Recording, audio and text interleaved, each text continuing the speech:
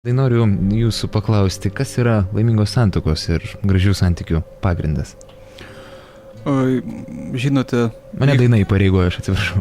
Jūs žinote, Richardai, aš dabar noriu pasakyti jau, kad dėkoju, kad pataisėte, aš jūsų gražų vardą noriu teisingai ištarti, aš buvau suanglinęs netyčia.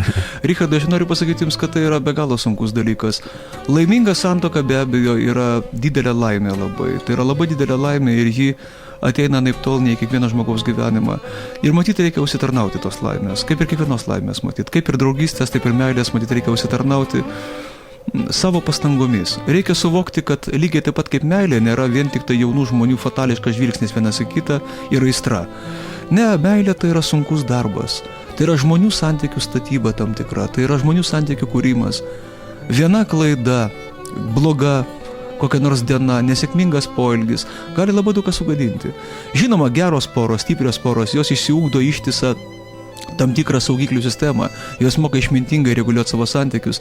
Bet aš noriu pasakyti, kad vyro ir moters laiminga santykių plėtotė, jų laiminga santuoka iš tikro yra didelė laimė, kuri, man atrodo, ateina į jų gyvenimą kaip atlygis, kaip didžiulis atlygis už tai, kad jiem pakako ko gero ir idealizmo, ir tikėjimo vienas kitų. Matot, aš nelabai noriu tikėti, kad žmonės, kurie fatališkai įsimyli vienas kitą ir kurie meilę traktuoja kaip aistrą, aš nemanau, kad jiem pakaktų vienos meilės. Kai suvoki meilę šitaip, tai tenka savo pripažinti, kad monogamijos idėja yra prievartavimas žmonijos. Nes jeigu taip, tai tokia meilė kaip aistra į mūsų gyvenimą turbūt ateitų kas 5 metus kokius. Ir visą laiką vyrai ir moteris surastų kažkokį tai objektą. Už kiekvieną iš mūsų yra gražesnių žmonių gatvėje. Taigi mūsų žmonos, matyt, visada surastų gražesnį vyrą, įdomesnį, ko gero. Bet taip jau yra, kad ko gero savo tą ne visai ten tobulą partnerį mūsų mylimosios ir žmonos myli ir globoja ir atveria jų ko gero savybės, kurių mes patys niekada netvertume. Tai yra matyt iš tikro laimė, kuri ateina todėl, kad mes kažką tai darėme labai sėkmingai. Mes mokėjome klausytis, mes mokėjome matyti sakyti teisingus žodžius, mes mokėjome būti švelnus, mes nebuvome brutalūs matyti.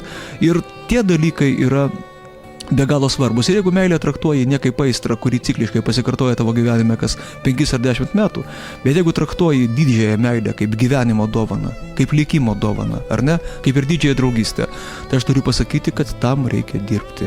Tai yra man panašus klausimas jūsų, Richardai, į klausimą apie talento ir darbo santykį. Tai vat galiu pasakyti, kad kartais tu parašai 2 sėkmingus sakinius po 10 dienų alinančio darbo. Kitaip tariant, reikia daug rašyti ir braukyti, kol tu parašai tos 2 santykius. Taip ir reikia ilgai bendrauti, stengtis, kol vieną gražią dieną tu suvoki, kad be to žmogaus tu negali gyventi. Ar jums pavyko gauti šią dovaną? Man pavyko, už ką aš esu be galo dėkingas ir savo žmonai, ir likimui.